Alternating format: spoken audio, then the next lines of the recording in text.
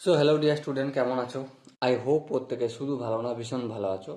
স্ক্রিনের ওপর একটা প্রশ্ন দেখা যাচ্ছে, তাই না? প্রশ্নটা কি বলেছে দেখো। If the set A and B are define as, A সেটটা কেমন দেখো এখানে।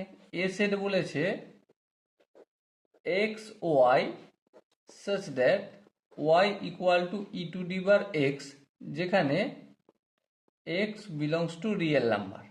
ওকে, আর বি সেটটা কেমন দেখো। বি সেটটা বলেছে এক্স ওয়াই এর পেয়ার, যেখানে ওয়াই ইকুয়াল টু এক্স এবং X belongs to real number.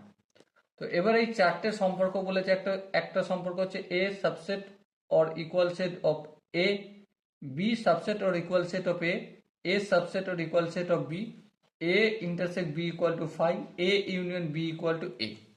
তো দেখো, এই কোশ্চেনটা সলভ করার জন্য আমরা সহজেই একটা লেখচিত্র অঙ্কন করে সলভ করতে পারবো খুব সহজেই। এটা হচ্ছে এক্স, এক্স ড্যাশ, এটা হচ্ছে ওয়াই আর ওয়াই ড্যাশ। ওকে, তো এবারে দেখো, এ সেট থেকে আমরা কি পাচ্ছি? Y equal to A to the power X, তাই না? এই Y equal to E to the power X এর ডায়াগ্রাম কেমন হয়? এভাবে হয়। Y equal to E to the power X এর ডায়াগ্রাম জিরোতে কোনোদিন আসে না। আর বি সেটের ডায়াগ্রাম কিরকম ভাবে হবে? ওয়াই ইকুয়াল টু এক্স, আর ওয়াই ইকুয়াল টু এক্স এইভাবে বেরিয়ে যাবে, আর এটা এইভাবে বেরিয়ে যাবে, ওয়াই ইকুয়াল টু এক্স।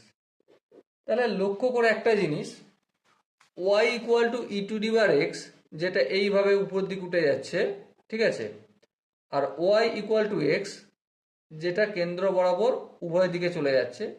তাহলে এই দুটো সেট কোনোদিন ম্যাচ করবে না, কোনোদিন ম্যাচ করবে না। আচ্ছা, কোনোদিন যদি ম্যাচ না করে কোনো জায়গায় যদি ইন্টারসেক্ট না হয়, ঠিক আছে, ইন্টারসেক্ট যদি না হয়, তাহলে দুজনের মধ্যে কোনো কমন এলিমেন্টস থাকবে না, কোনো কমন এলিমেন্টস থাকবে না। তাহলে এ আর বি এই দুটো সেটের ইন্টারসেক্ট কিছু থাকবে না, কিছু না থাকা মানে ফাই। তাহলে অপশন সি হবে এটা সঠিক আনসার।